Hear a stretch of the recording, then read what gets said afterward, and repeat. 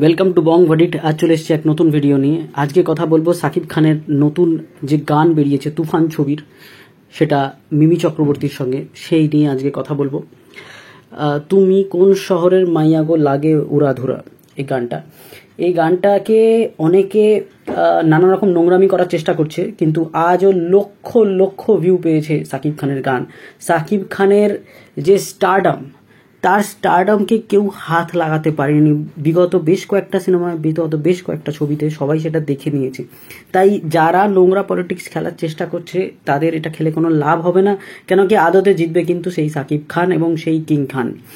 এবং বাংলাদেশের কিং খান কিন্তু শাহরুখ না, সাকিব খান। এবং শুধু বাংলাদেশ না, আমি বলবো বাংলা ছবি করিয়ে পুরো জগৎটা, যেটা টলিউড হোক কি বাংলাদেশ, সব থেকে বড় স্টার কিন্তু এখন সাকিব খান। সাকিব খান যত বড় ক্রাউড পুলার, সেটা আমাদের এই কলকাতার স্টার, মানে আমি তো বলবো দেবজিৎ এখন কলকাতার স্টার হয়ে গেছে, ঠিক আছে। তাদের মানে জিদ্দার তো তাও কিছু আছে, বাট দেবদা তো পুরোপুরি এখন একটা কলকাতার স্টার হয়ে গেছে। আরবান ছবি ছাড়া কিছু বানান না উনি, ঠিক আছে। এই কলকাতার কয়েকজন দর্শককে উনি টানতে পারেন, কিন্তু সেখানে আজকে সাকিব খানের তো যে জায়গা, সেটা পুরো ওয়ার্ল্ড ওয়াইড।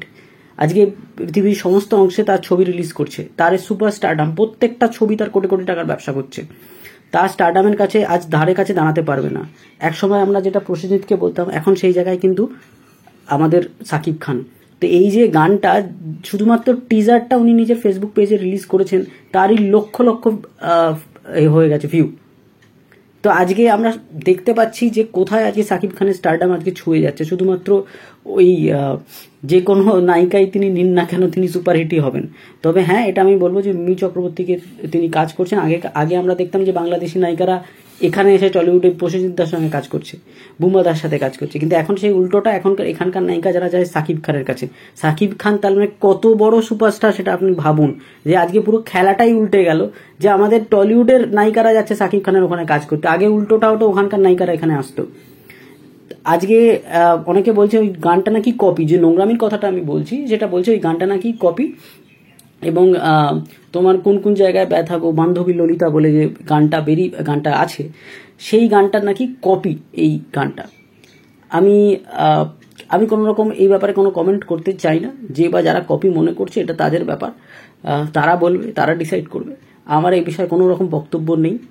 তবে যতই নোংরামি করুক, স্টার কিন্তু সাকিব খান, সুপারস্টার কিন্তু সাকিব খান, এবং মেগাস্টারও কিন্তু সাকিব খানই।